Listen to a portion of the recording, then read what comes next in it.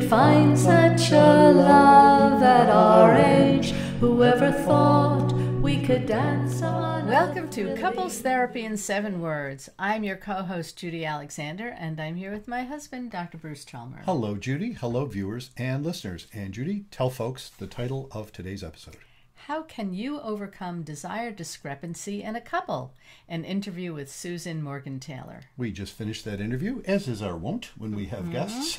We do the intro after we've done the interview, and it was a wonderful interview, and we invite you to stay tuned.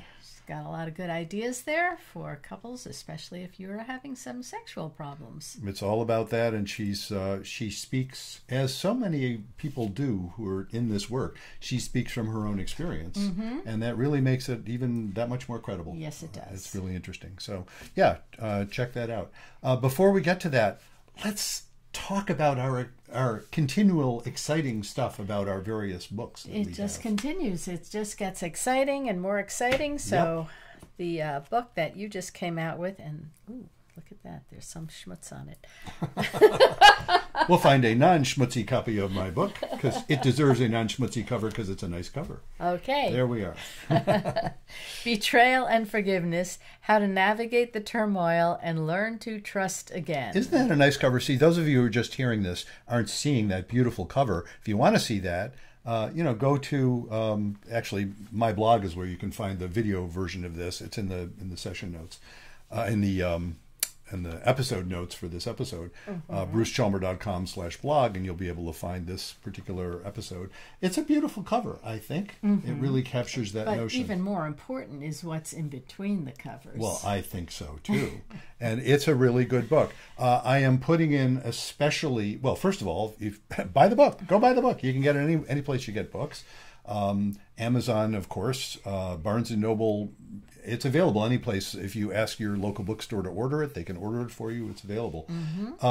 I am really looking for reviews. The thing that has to happen, according to my promotion person, is more and more reviews. And once we get a whole bunch of reviews, then I start advertising in earnest.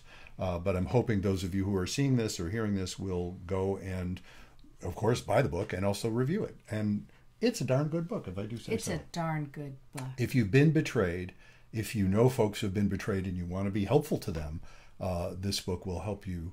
Betrayal and forgiveness. That's what it's all about. And even if you were the one who did the betraying, there's something in there for you as well. There's a whole chapter for you as well. Let's talk about your book. My book, yes. We'll talk about my book. Yep. The Blue Tent, Erotic Tales from the Bible by Laria Zilber. Laria Zilber. My pseudonym. That's right, Judy's pseudonym. And a beautiful, beautiful book of erotica based on biblical characters. And, where our interview today is all about desired discrepancy. And we actually did get into fantasies a bit in our conversation. Yes, we did. Yes. And one of the things that is really helpful for people's fantasy life is erotica. Yes. Because it gives you all kinds of stories that you can fantasize about. That's what erotica is. And that erotica that you wrote happens to be really well done, beautiful fun to read erotica. To each other in bed? Yeah. Or even by yourself. Or by yourself, absolutely. All of the above. The other thing we want to invite you to do is tell people about our podcast. And you could do that by just literally telling people about it. You can also do that by liking and rating and subscribing and all that kind of stuff that people do with podcasts. And sharing. Following us. Yep, all of that. All of that. So let's get on with the interview. Let's do that. We'll see you on the other side. Our guest today is Susan Morgan-Taylor. Susan is a couples sex therapist, somatic sex educator, and sacred intimacy coach.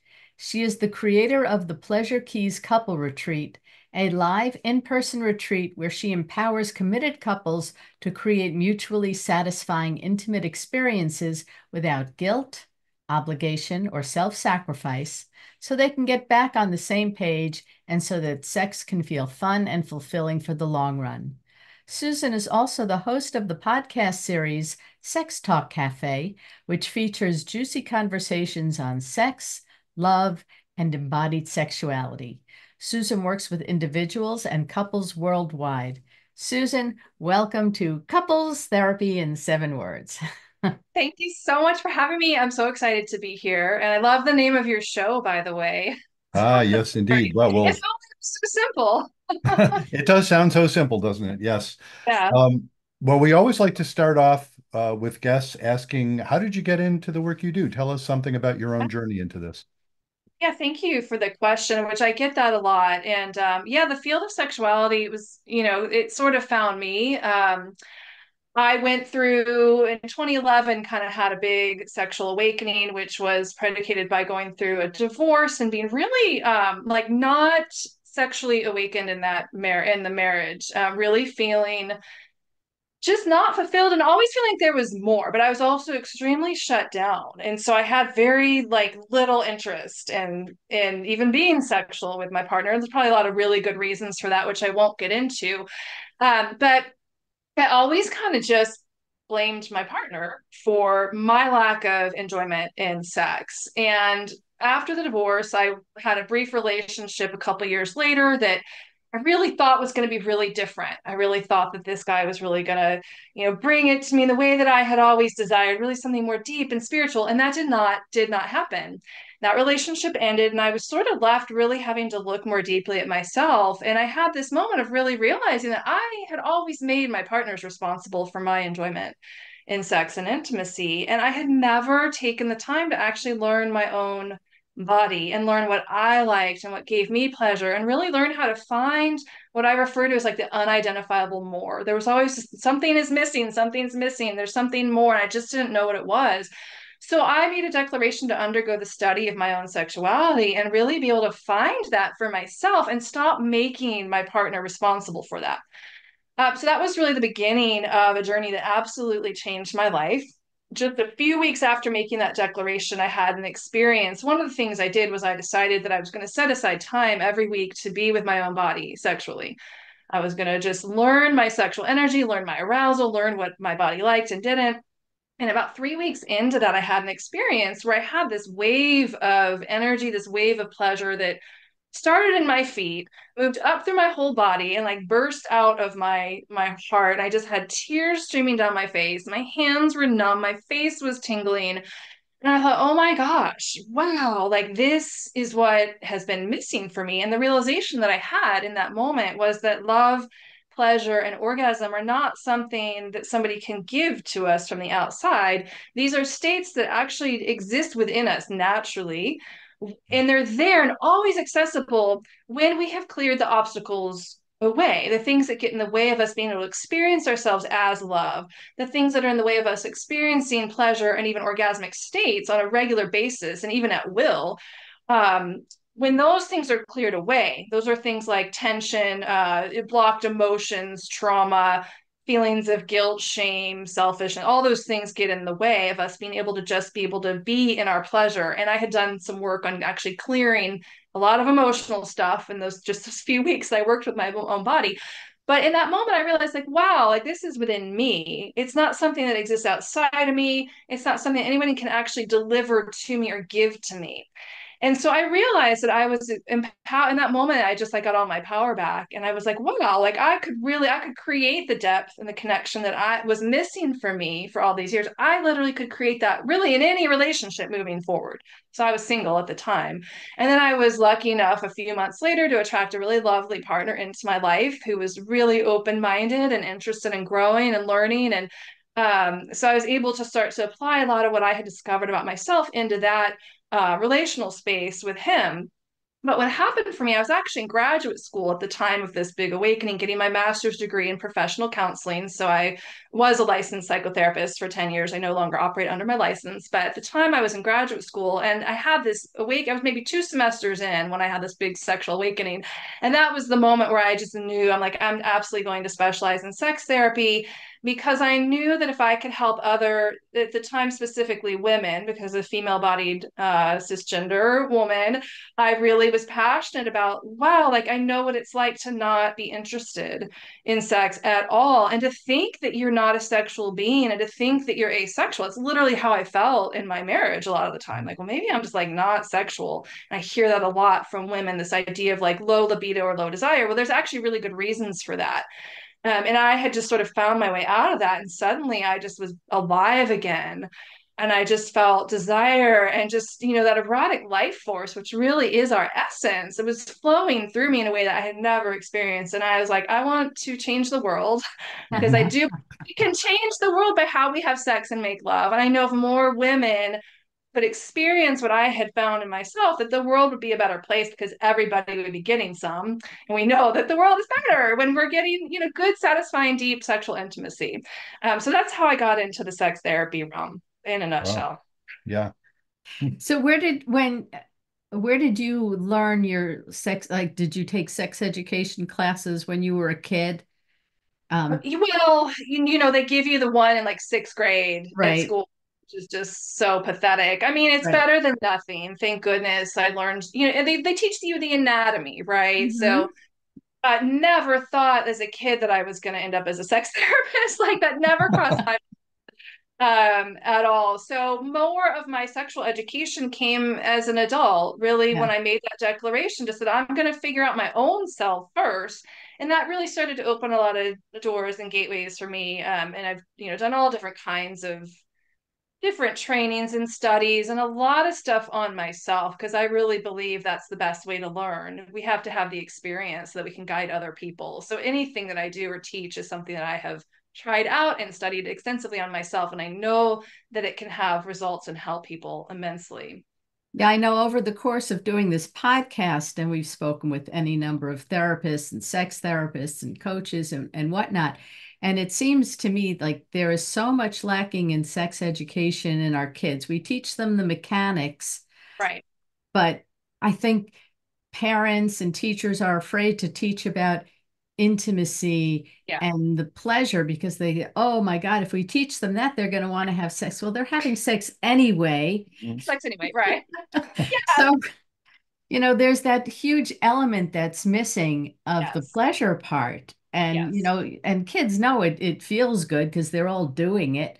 Of course. So you might as well teach them ways that there's not just one type of sex. It's, Right. penetrative sex is not the only type of sex you can have. So I think Right. we're not teaching our kids, and it seems that's what you're teaching your women and your couples. Yes, when you're Absolutely, in and it's such a good point. And you're right. Like, if we're lucky, we get some teaching on the anatomy and sort of how it all, and how to have safe sex, which is better than nothing. But you're right. Like, nobody's teaching us about the pleasure part.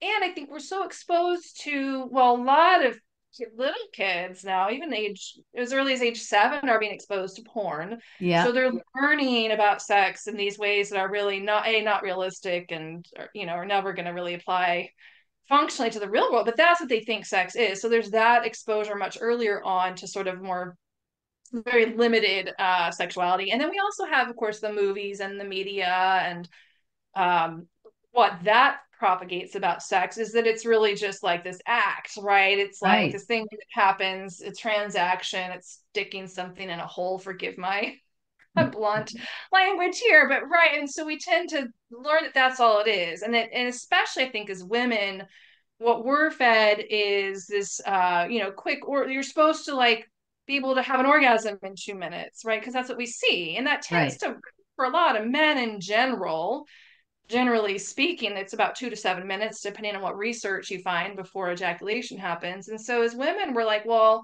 what's wrong with my body? Like I wasn't Hmm. able to Hmm. orgasm that quickly, or I couldn't orgasm at all.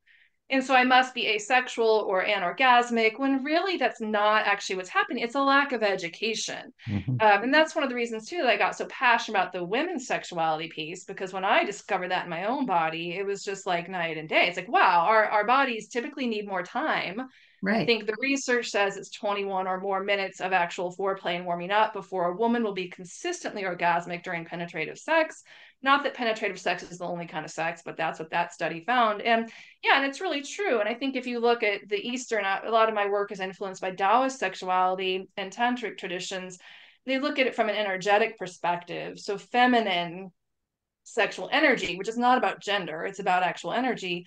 It needs longer to come to a boiling point. Mm-hmm. Whereas the masculine sexual energy tends to get hot really fast and burn out really fast. So I like that way of looking at things as well, because it takes it beyond just our anatomy and physiology, and it takes it to a different way of looking at it as in terms of energy. Because Mm. everyone is going to be wired a little bit differently. But generally speaking, the female body, we need in the female sexual energy needs more time to warm up. And so we're not getting that a lot of times as women. We don't know that there's something else available. So we're taking Right. what we're getting and what we're seeing on TV or in the movies, which is where we get our sexual education here in America. And we're wondering what's wrong with me. And really, Yeah, there's nothing. and so the man involved in that will often think, if he's not a total jerk, which sometimes we are, unfortunately. I Yeah. mean, we as a gender, speaking for all men, if I a bit presumptuously. But if for guys who aren't total jerks, and the folks who come to see me, the couples, the heterosexual couples who come to see me, typically the guy isn't a total jerk, because if he was a total jerk, he probably wouldn't agree to do couples therapy. Well, So, that's true. and I like to think that about people anyway. I mean, we're all capable of being jerks, but we're not total jerks. And the guys who are really meaning well will often end up feeling like they're a failure Yeah. because they don't know, the women aren't giving them, you're not giving us your user's guide, Mm-hmm. Mm-hmm. Yep. because and men don't recognize that. And so the men feel like they're failing, and the women feel sometimes like the men are failing and that they're Yes. failing themselves, and everybody's all set up for this nasty cycle. And Yes. I'm curious if you can address that. How do you Absolutely. help turn that around in women Yeah. and also in a couple?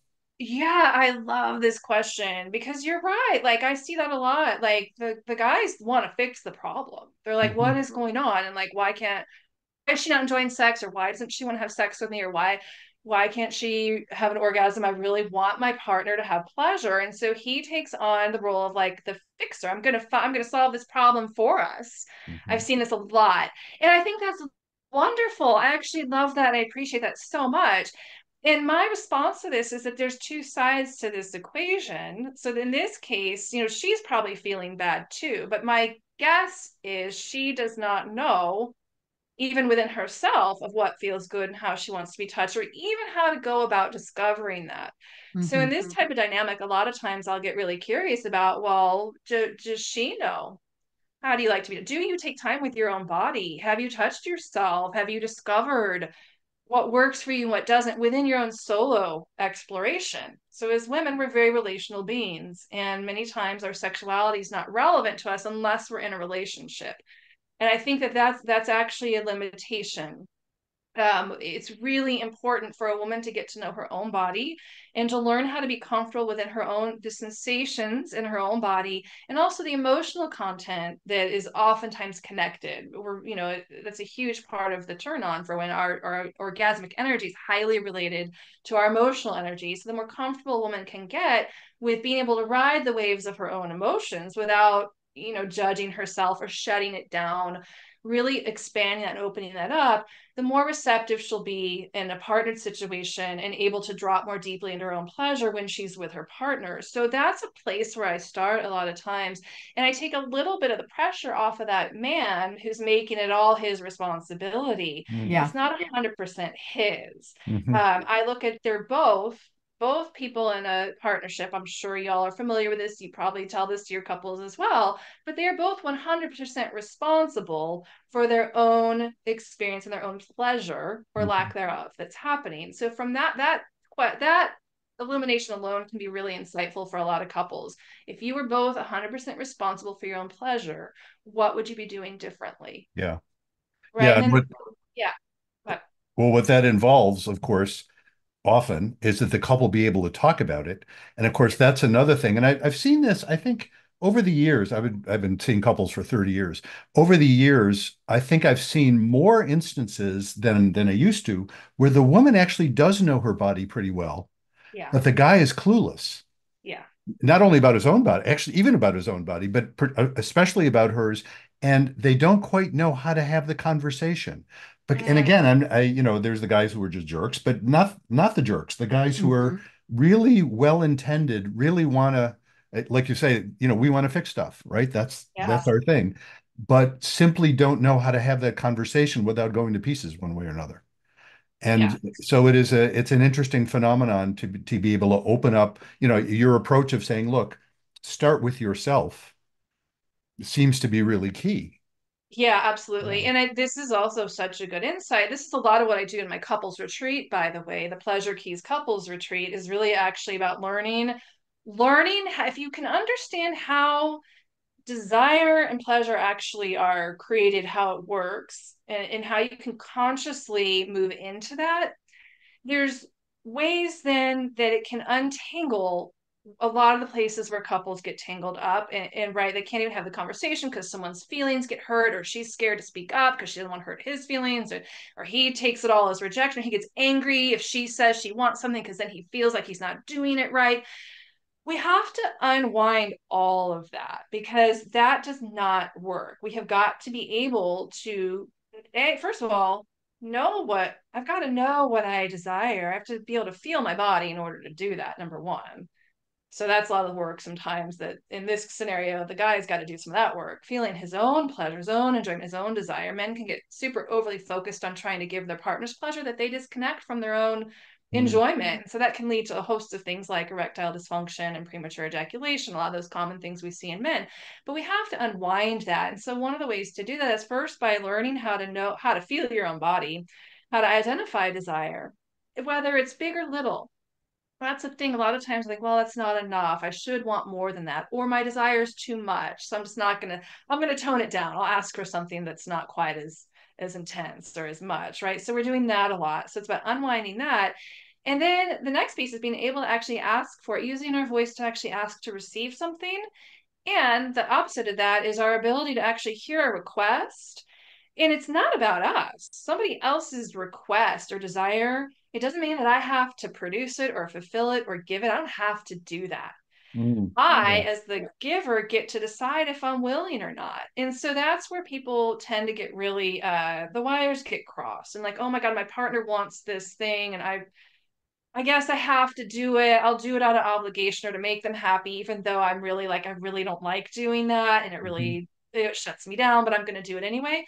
None of that serves us. All of those habits actually shut down our capacity for pleasure. Mhm. And over time, will shut down our desire to be intimate and to have sex. I see that happen Mhm. a lot, primarily more so on the female side of the Yeah, equation. that phenomenon. One of the things I always talk about with couples in the first session is the two different needs, stability and intimacy.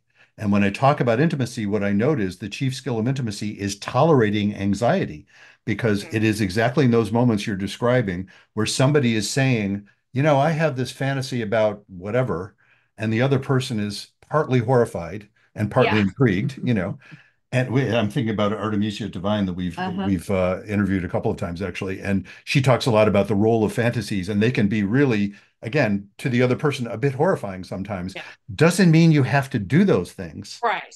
It can mean but if you can open yourself up to understanding, just hearing it, understanding the meaning of it, you can incorporate some aspects of that in ways that can be really mutually exciting. And that Absolutely. phenomenon of actually being able to hear that from someone involves tolerating a lot of anxiety. Certainly, the phenomenon of saying it to someone involves tolerating a lot of anxiety. Yeah. You're right. And I think, well, two things about that. Number one, fantasy, we call it fantasy for a reason, right? Mm. Fantasies doesn't, they're not meant to be acted on. Maybe some of them, but Hmm. that's why we call it fantasy because it's a fantasy. It's not Yes, meant it's to be not real. reality. There's many in mind I would not want to be a reality. Like, no, like, let's keep it up in the mind, like, Hmm. Right. I don't want to actually live that out. So there's that piece of understanding that. And then I think you're right. Like, and I think the anxiety, what can cause that many times is this idea that if my partner shares a fantasy, then there's pressure on me to have to Hmm. like it or produce that for him or make it real. And so we have to, again, unwind that it does not mean that you have to provide that or make that into a reality. So if we can clear that piece up, that reduces the anxiety right there. But it can still be kind of shocking. Sure, that you're right. Like we do have to be able to kind of sit with that and stay with it and get curious about it. The other piece that can be so healing is just to be able to celebrate. Once you realize that you're not on the hook for having to produce that for your partner, a beautiful healing response is to actually celebrate that. Like, Hmm. wow, that's really, thank you for sharing that. That's so neat that that's something that you desire, that you want. Thank you for sharing that with me. Like to actually be celebrated in our desires, because that's not often what happens. And that's many times why we shut them down Yeah. or are afraid to share them, is for that fear of judgment or rejection or being told no. So we've got to get used to hearing no, and then also repatterning the relational space so that we can celebrate each other's desires, because they're probably very diverse. And so Mm. diversity is a good thing. Yeah, that notion of celebrating who each other is. That if you wonder about, our podcast title, Couples Therapy in 7 words, the 7 words are be kind, don't panic, and have faith. Yes, we have it on a, for those of you watching, yes, it's on a mug. We have merch. Um, but That's that smart. it's the faith part. When I use the word faith, I'm not talking about specifically religious faith. It can overlap with that, but I'm talking about that very concept you just described of celebrating the validity of both people. That sense of, wow, hadn't thought of that one. That's Yeah, amazing. I don't know if I can do that, but boy, that's an amazing thing. Tell me more about that. That right. sense of if your partner's saying it, it must be valid. Doesn't mean you have to do it, but and if you're whatever you're feeling about it is valid too. Celebrating that is what faith is. That's the antidote to panic. I And then you love can it. actually be there with each other.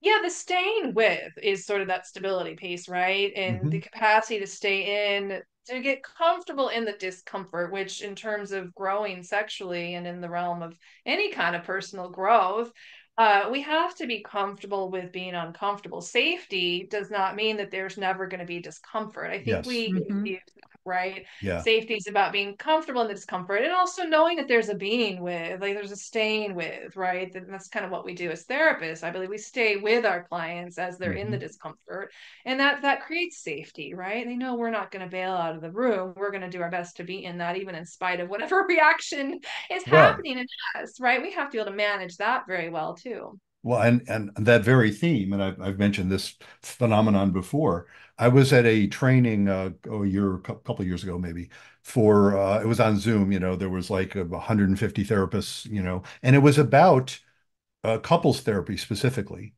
So everybody at that training was either doing couples therapy, at least interested in doing couples therapy, and it was all licensed therapists. And Mhm. the trainer said, "Okay, how many of you ask couples specifically about sex in the first couple of sessions?" And I'm sitting there thinking, well, obviously, right? It was about 30%. Wow. And everybody else was saying, no, no, I wait for them to bring it up. I'm thinking, you Uh, don't wait for them to bring up like other issues, yeah, you don't wait for them to interesting. bring up parenting or bring up, Yeah. you get all this background stuff. You don't ask them about sex. And that, of Yes. course, has everything to do with what you're describing. But we as therapists have to not freak out when couples are talking about stuff, talking about No. sex. Otherwise, we're Yes. useless. And that Absolutely. often is what happens that people will do couples therapy and, they'll never actually get into the details of like what's actually going on sexually or Right. tell me about your sex life. And then come to find that, they're talking about everything else except the thing that's really scaring them or bothering. Yeah, I mean, The you're really elephant in the room. correct about that. And I would say I've had a lot of couples that come to me have been with a couples therapist for a year, a couple of years, but they seek out a specialist, a sexuality specialist for that very reason, because they don't feel comfortable talking to their primary couples therapist about sex, which it doesn't need to be that. I mean, obviously, specialists exist for a Oh, great reason. It's great to seek them in. absolutely. But I agree. Like, and I think some of that is it's just sort of that general shame that the unconscious shame that we have around the topic of sex. And I think if a therapist hasn't done their own introspection on that and discovered who are they and become comfortable with their sexuality to the extent that they can bring it into the room and open that as a conversation with their couples, the couples are going to feel that in the therapist. They're Hmm. going to feel like this isn't a safe place for me to bring this up. I just don't feel comfortable bringing this up in this space. So it absolutely translates into the therapy room. So any therapists out there listening, I mean, it's a worthwhile pursuit to do some of your own exploration in that area, if not formal training, at least your own exploration and looking at where your own limitations are and your own biases. Now, one of the things that you write about is helping people with low sex drive. Yes. Do you want to talk about that a bit, especially what causes it, Mhm. how you get couples Yeah, through that? so this is like my specialty area. My primary angle on that is when it's the well, I work with lesbian couples as well, but most of my caseload is heterosexual couples. So I largely it's the when the woman part of the couple, the female, is experiencing what we call low sex drive or low desire, low libido. Hmm. That's one of my specialties, in part because that was me. Like I was that woman in my marriage, totally disinterested in sex, that thought I was asexual, felt like a man some of the time. I mean, I hate to say that. It was, but like literally that was how I felt. And I found my way out of that. I'm absolutely not a man. I'm definitely not asexual. I'm very sexual.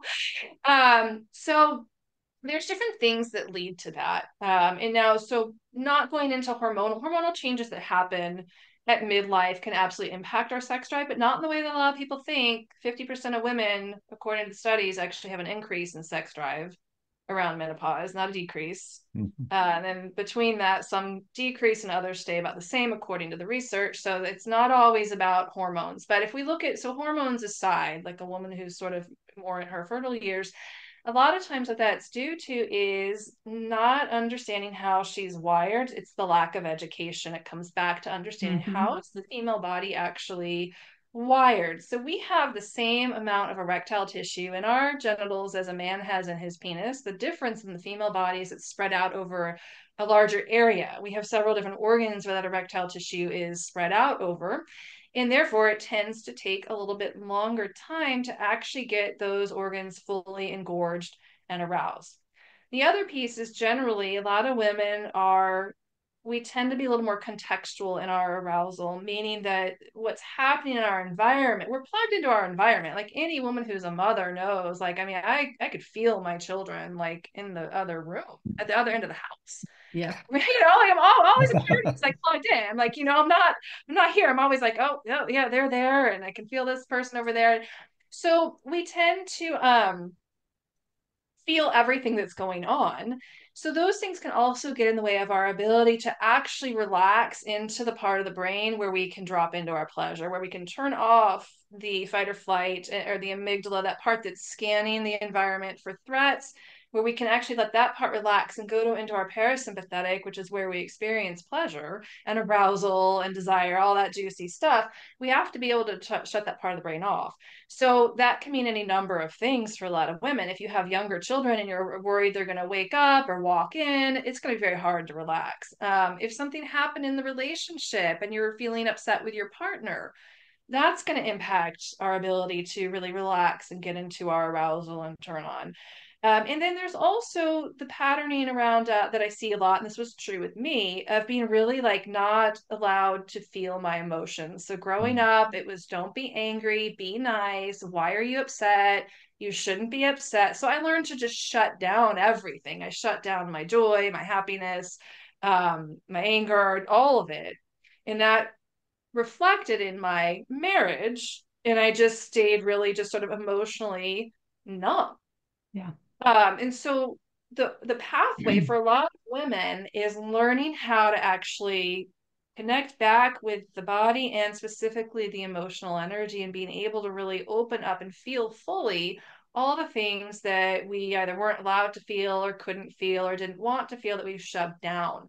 That will shut down our sex drive and our turn Mm. on. So there's an aspect of that that comes into play as well. So there's different, it's a multi-pronged approach, but the first piece is really about being connected with the body, learning how to consciously relax and quiet that part of the other part of the brain so we can go into our pleasure brain, and then being able to meet and greet the energy that we encounter when we're actually present in the body, which most of the time is not pleasure. A lot of times it's grief, sadness, anger, frustration, rage, Mhm. sorrow. And learning how to let that move through the body. And beneath that is where the pleasure and the joy and the love and the orgasm come in. So that's it sort of in a Yeah. nutshell. And to do that, I would imagine all of what you were just saying in a relational context, Yeah. it does up the complication some. I have a pet theory I'd like to bounce off the two women in this conversation, Yeah. especially you, Susan, because you're an expert in this field. And not to mansplain to women, but I got this actually in reading, especially Helen Fisher. She's an anthropologist. Yeah, I know her work. Familiar with her work, yeah. Yeah. and I don't know that she makes this point exactly, but it always has made sense to me that the reason, another of the many reasons why women's sexuality and men's sexuality are characteristically different in the very ways you're describing. What men are looking for is simply, again, assuming we're not rapists, let's assume that for this conversation. Absolutely. Yeah, right. We're looking for admission. We just want to be welcome. Let Yes. us in, welcome us in. I mean, again, we're not, those of us who aren't jerks, we want to be welcome in. That feels Yeah. really turn on, that's all we need. I think for women, because let me look it up, but I believe you're the ones who have babies. The ramifications of sex for the female of our species are so different than for the male of our species Yes. that women need to know before you're going to get turned on and possibly make a baby with someone. Yes. You're going to need to know that the guy's really going to keep dragging me to the door of your cave. Yeah. That because you're going to need a lot of help. You give birth to helpless young, Yes. much more Yeah. than other mammals. And so, for all of those reasons, we've evolved in such a way that, what women are looking for is somewhat more complex than what men are looking for in terms of what will turn you on. Does that Well, yeah. does that resonate at all? It does make sense. I love this idea of being welcome because if you think about even how our bodies are designed, if we just look at the anatomy of the female body, it is a vagina that welcomes in, ideally invites in Mm-hmm. the man's part of the body, the Mm-hmm. penis, right? And so there is an aspect of that that makes a lot of sense physically as well as psychologically and psychospiritually. It makes sense. And I think what it is for the woman, you're right. There's a lot more complexities, but in its simplest form, what the female is wanting is trust and safety. Mm-hmm. Like everything you described is founded on, do I trust this man? Is he safe? Is he not going to hurt me? Is he going to protect me and care for me? All of that whittles down to trust and safety. And do I feel trust and safety? And so, one of the things that the man can do, so I talked a lot about the female aspect of this low desire piece, right? What the man can do is learn how to be with her emotional waves of expression because we're That's such a challenge. I know. I mean, that's the work. Yeah. That's the spiritual and the sexual and the relational Yeah. work, I believe, for the masculine side of just being able to hold your presence is the most erotic thing a man can bring to a woman, in my Mm-hmm. opinion. When he is fully there, I mean, you don't even need to touch me and I will get turned on. If a man is just right there, all of him, I will open in the presence of that man who I can feel he's fully there with me and he's not somewhere else, but he is there and no touch has to happen. I can go into orgasmic states from that. And I think every woman has that capacity, honestly. So the masculine piece, and this is a sacred intimacy thing, is really learning the skill of holding his presence there. And it Yeah. doesn't mean that you shut down, oh my God, I'm freaking out right now and I want to like run out of the room. It doesn't mean you shut that down, but it means you breathe through the anxiety and you stay with it and you stay with her.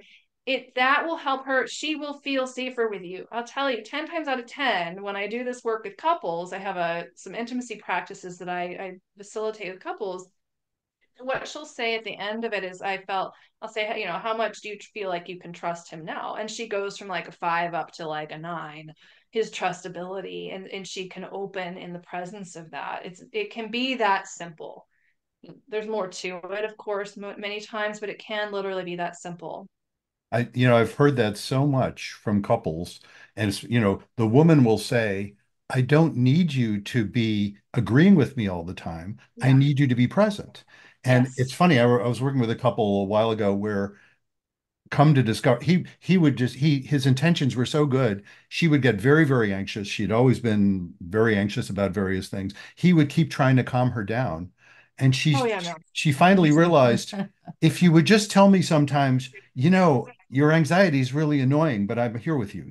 Like, go ahead and be annoyed, but don't I leave, have don't to. shut down or try to fix me. And Right. it was this amazing thing because he was flabbergasted that she would be okay with that, but she was more than okay with that. And she could relax. It's like, I know you're Yes. bothered by it. Just show up and we can deal with this. Her Exactly. adult could come out at that point. Yeah, and so Yeah. right, I think any of the men out there listening, I mean, if you're doing this to your woman, and I know that a lot of times the intentions are really good. Like you don't want Hmm. to see your woman upset, you don't want to see her crying, oh my gosh, babe, what's wrong? Don't feel that way. Like I get the intentions are good, but what you're doing is you are neutralizing her. You're making it unsafe for her to feel her feelings. And we've had enough of this in the world as women. I had it all through growing up. We get it out there in the world, especially if you're in any kind of work setting. You cannot, like you gotta be we're masculinized. That's not going to make the sex hot, by the Mhm. way, guys. So, right. So, this piece of like, don't try to fix her feelings, invite more of them. Mhm. Wow, what is it about what? And I like this question more than why do you feel that way? I really don't like the why do you feel. Oh, Mhm. that one really just makes me like, ask me why. But ask, like, well, what? Like, what is it that's what is it about that that's upsetting you? Tell me more. Like getting curious about it, opening her more. You want to open your woman into more depth of expression, not shut her down into Mhm. less, right? That's why that's also how that low desire happens. We get neutered in the relational Yeah. space. I- So we have I'll to often I'll point out to guys a lot, you know that feminine stuff you like? You know that feminine stuff you're turned on by? That's part of it. It's yeah. it's not a bug, it's a feature. You know, Yeah. go for it. You know. Yeah, that's a feature. Yeah. That one, Bruce. That's That's a micro. I didn't make up that line. It's that people will okay. say that. That's what Microsoft will say when you say there's some bug, and they'll say, "No, no, it's not a bug. It's a feature." The feature. I Yeah, like that about women, though. That's fantastic. yeah, yeah. But guys, I mean, we as a group often have difficulty with that because we will panic, Yes. and we Mhm. won't identify it as panic because we don't want to show that. But that's what's going on often is fear. It's like, oh my God, what do I do? Yeah, Yeah. yeah. This is right. One of my teachers will say, like most men, like the goal of the masculine is freedom and nothingness, emptiness, right? You want to go inside your nothing box, and that's what peace is for you. For women, it's totally different. But what one of my teachers said is, when that happens, he freaks out and panics because she's not being nothing, and he doesn't know what to do. Like suddenly Mhm. she's something, and now he has to deal with this something that's like disturbing his nothing, right? So I haven't heard it said that way, but I like that. I may start trying that out on some couples and see what they say. yeah. Yeah, yeah. Tell us about your Pleasure Keys retreat. You mentioned that. Tell us about that. Oh yeah, this retreat is so fabulous. So I'm starting to I host it out here in the mountains of North Carolina, which is just an absolutely stunning, magical, beautiful place. If anyone has never been out this way, it's my favorite place in the whole wide world. But the retreat is really about helping couples with what we were talking about earlier, this communication piece. How do we unwind? What happens a lot is the wires get crossed, and my partner wants something. I feel obligated to give it.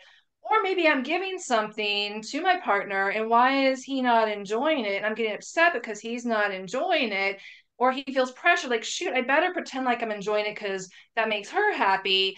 But at the end of the day, like no one's really happy, and maybe nobody even got what they actually wanted. So this happens all the time. There's things that are happening sexually and intimately that we're kind of just doing because we think the other person wants it, but when really nobody wants it. And so this creates all kinds of obstacles to enjoyment and to pleasure. So what we do at the retreat is I teach couples how to unwind these patterns in real time. Now, there's no sexual touching or getting naked. It's fully clothed. Anything that happens is non-sexual in nature at this particular level one retreat anyway.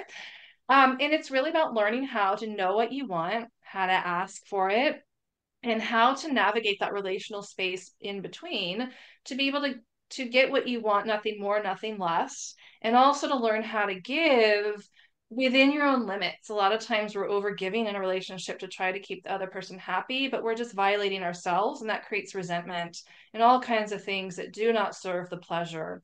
I bring in the three pleasure keys, which that's some of my work. I do have an ebook on that called The Pleasure Keys as well, which I think I gave you a copy of for your Yes, listeners. Yeah. and Yeah, if we read it. anybody wants that, Yeah. they can get that at Yeah. pleasurekeys.com.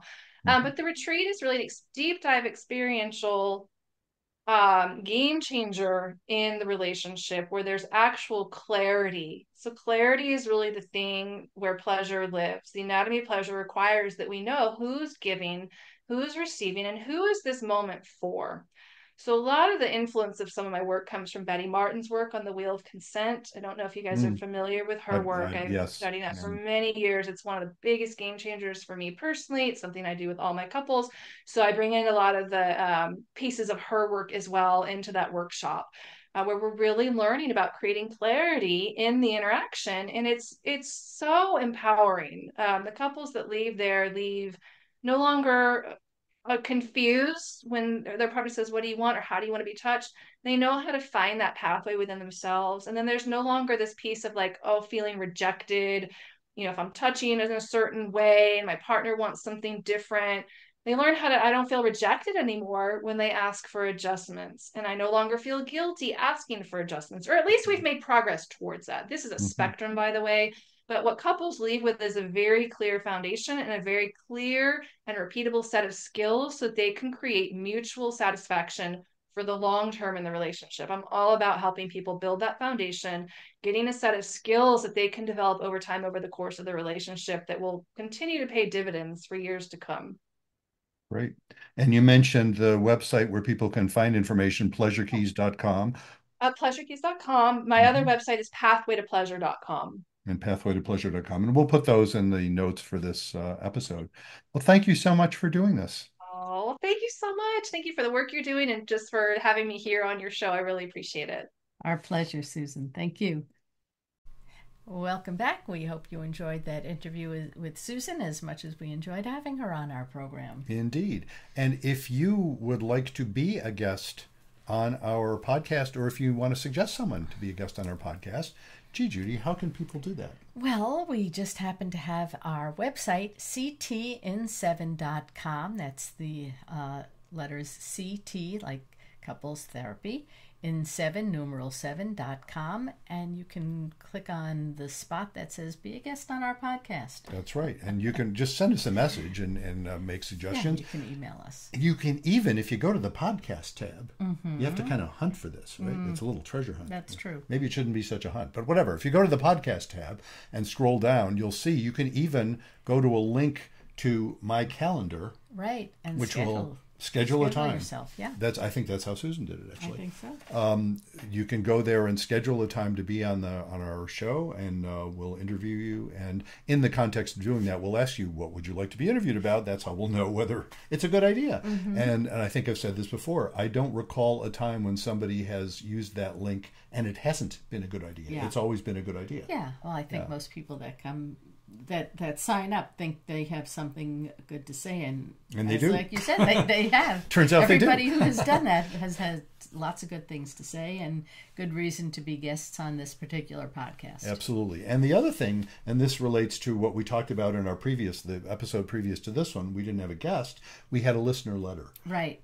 And so if there's a topic you'd like us to talk about, or a particular issue in your own life you'd like us to talk about, obviously we're not offering therapy, but we're offering our skills of reflection. Please write to us and let us know, because we've done a lot of those over the years. We've been doing this, and lots of people have told us those are really interesting and helpful to them as well when they're going through something similar. So I guess we've covered what we need to cover. I think we have. And so until next time, remember, be kind, don't panic, and have faith.